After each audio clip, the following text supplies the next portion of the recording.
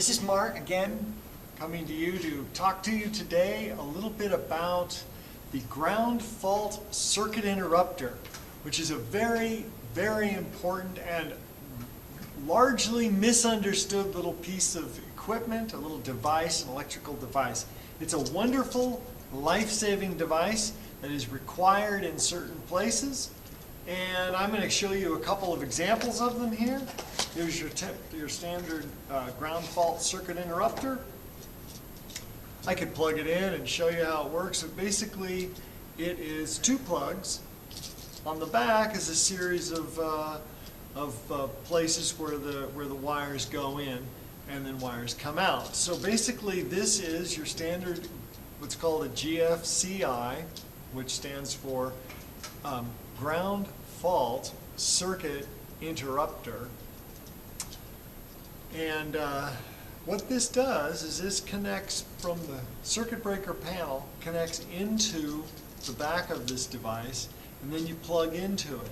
Now these are designed to constantly measure the amount of electricity going in and coming out.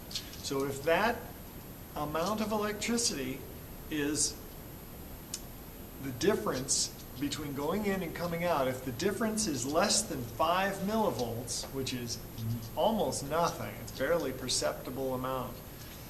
If it's smaller than that, then the power is permitted to come out of the hot line. If the difference is more than 5 millivolts, what the device thinks is happening is that power is going somewhere else and not coming back on the neutral side. And the theory is that that power could potentially be going through a person. Okay? So these devices, the ground fault circuit interrupter, or what's sometimes called the GFI, God knows what GFI stands for, but they call them GFI for short, is a little device designed to keep people safe from electricity. So they have different kinds of plugs, like this one, which is got a tamper-resistant plug system so that you can't plug something into one side of it. You have to plug into both sides at the same time. And the theory behind that is if a child is going to be sticking a piece of wire or something into that hot lead, we want them to not do that. So you can't push anything into just one side of it. So they call that tamper resisting. You have to put something into both sides in order to get it to go in. So that's tamper resistant, but that's a protector. Now these tamper resistant plugs are required in all homes, everywhere in the home. Now the ground fault circuit interrupter, or GFI, is required in kitchens, bathrooms, and garages, and outside. So the theory being that if you're standing in a place where there could be water, like on a kitchen floor or a garage floor, concrete floor, that you could be standing in water and power go through you to get to ground. This is a very dangerous situation, and so they've designed this system. The system's been designed to keep power from ever going through you to get to ground. So as soon as there's a small, tiny little bit, 5 millivolts is the smallest amount that's known to not kill a person. So if you get over 5 millivolts, you can actually be killed by it. So the idea is that if 5 millivolts or more starts leaking to ground, these will turn off the electricity. So the idea is that you have what's called line and load, and it's imprinted on the back of all GFI. It's hard to read, but it's imprinted into the plastic here. Line, think of line as power line from the power company. So you plug the power into the line side, and you have a silver nut, it's silver, and a brass nut. The silver is always the neutral or white wire, and the brass is always the black wire or the hot wire. Okay, so then of course the green nut receives the ground wire, the bare copper wire. So you got neutral, brass, and copper on for the 3 wires, and that's the line side. The load side is what plugs into and protects other outlets. So when you when you install this, this not only is protecting for anything that plugs into this outlet, but it also protects any outlet that is fed by the GFI. So basically you can feed up to 8 other outlets with a single outlet like this. Okay? And they come in different colors. This one is actually a 15 amp unit. You can see that the neutral wire has not got the little cross member on it. Here's a GFI that's actually a 20 amp design. It's got the little ability. So this is a more powerful one, but the idea is that it works the same. And then I have one here. GFI outlets are very susceptible to tripping even during normal use of, say, electric motors, because there's a little bit of a surge in an electric motor, sometimes a big surge, and a surge can cause the breaker to trip and the power goes out. So like one of the biggest problems there is with these GFI devices is that people plug in freezers and refrigerators in garages. Now garages have to have GFI protection, and so here you have a GFI, you plug into it, and during the normal course of the operation of the refrigerator, the breaker trips. Now power is no longer coming to this device, or coming to the refrigerator, and the refrigerator starts to warm up. And people have all their food, all their frozen meat and whatever is ruined because the ground fault circuit interrupter interrupted the power to their freezer. Now, if that's the case, and you have a freezer plugged into your outlet in the garage, you have 2 choices. You can either plug it into a regular outlet and remove the GFI, but if you do that, you have to not have 2. You have to get one of those outlets that has a single outlet. And the theory there is that you're never going to plug anything into it because it's going to have the freezer plugged into it at all times. You're not going to unplug that and then go operate a device, a drill or a power saw or something. You're going to leave that freezer always plugged in, and then that'll be occupied, thereby making it safe. But it's, according to code, you have to have a GFI to protect your devices in the garage, because garages can have wet floor and you can be killed by the electricity. So this is what we call a screamer. It says it right here. It's got a little alarm on there. So this is not only tamper-proof and self-testing, but it's got a little alarm on it. So it's got a little tab right on there. I don't know if you can see that, but when this one trips, it makes a sound, quite a loud sound actually. It kind of goes mee, and it alarms. So you go out to the garage and you hear that alarm, and you go, oh, something tripped.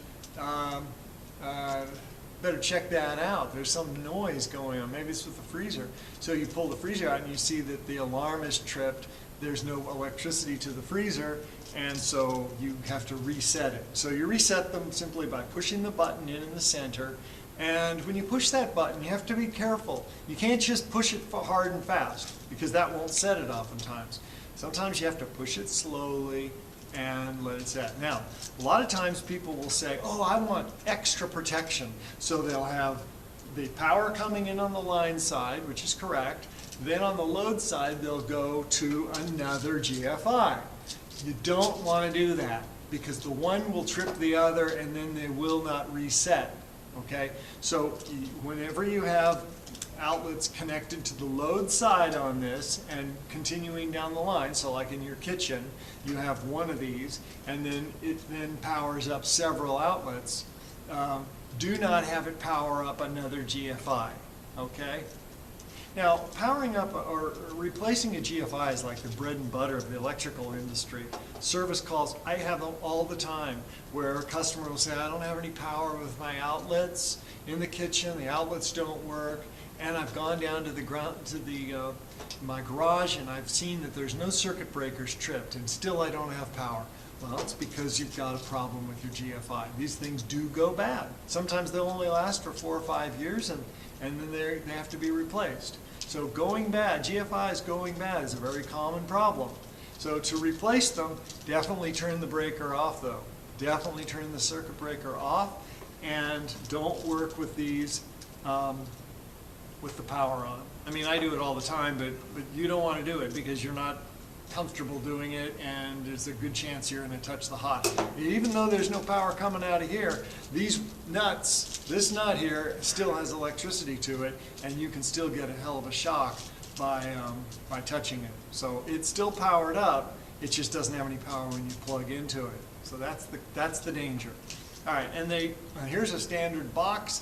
The GFI fits in there, and you might notice there's almost no room for wires. So pushing these in, pushing the wires in, and getting this thing mounted in here, yeah, it's difficult. I agree, it is difficult. That's why electricians get paid, I guess.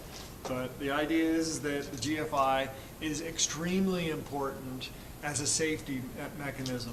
Now, there's another alternative to having these in your outlets. You can just wire up your whole house with regular outlets, or like this one, regular outlets that are not protected, or like the Decora style, which is not a GFI. And this is what I've done in my house, is that I have ground fault circuit interrupter breakers in my panel. They're a little pricey. Each one costs almost $60, but they will power up about 10 outlets, and everything is protected. See, GFI, or ground fault circuit interrupter technology, is designed to keep people from being electrocuted. Electrocuted is different from being shocked. Shocked is painful, electrocute means you died. And we don't want anybody having that. So you really can solve the problem in your entire house by having ground fault circuit interrupter breakers installed.